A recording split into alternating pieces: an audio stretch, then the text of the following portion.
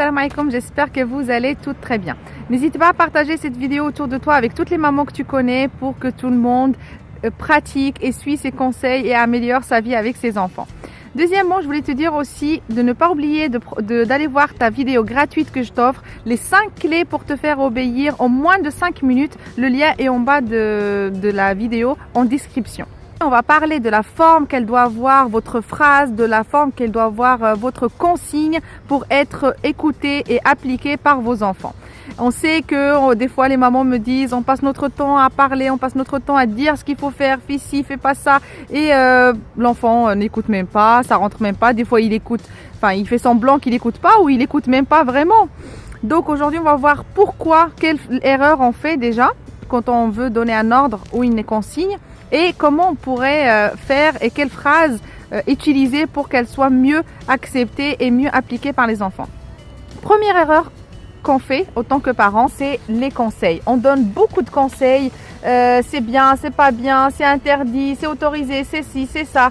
Je vous dis pas qu'il faut pas apprendre à vos enfants ce qui est acceptable, ce qui est interdit, ce qui est autorisé. Mais le trop, en fait, trop de conseils, ça tue les conseils. Quand il y en a trop, les enfants, ils sont gavés de conseils et ils veulent même pas écouter.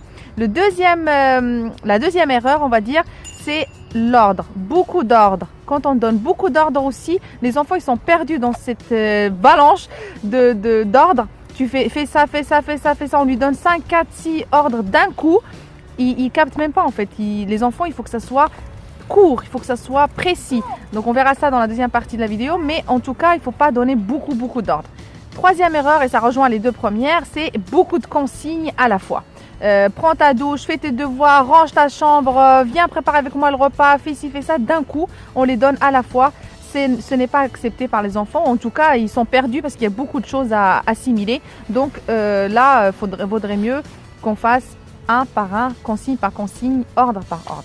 Et le dernier point, c'est bien sûr d'éviter les grands discours avec les rappels du passé. Ça, c'est une erreur fondamentale qu'il faut absolument éviter parce que les enfants, ils n'aiment pas quand on leur rappelle leurs erreurs du passé. On va faire un grand discours, j'ai toujours dit ça, je t'ai dit de faire, et tu te souviens la dernière fois quand je t'ai dit de faire, tu n'as pas fait. Donc à chaque fois, on rappelle les erreurs, on rappelle le passé, et ça les enfants ils n'aiment pas, ils n'apprécient pas beaucoup. Donc vraiment, quand vous parlez à votre enfant, parlez de tout de suite, du présent. Vous évitez à chaque fois de lui sortir ses erreurs et de sortir les discours du passé. Donc maintenant, comment faire? Quelle phrase idéale on va dire utiliser pour qu'elle soit écoutée, qu'elle soit assimilée au mieux par les enfants? Donc la première chose, c'est utiliser une phrase courte. Pas les longs discours comme on a dit, pas beaucoup trop long.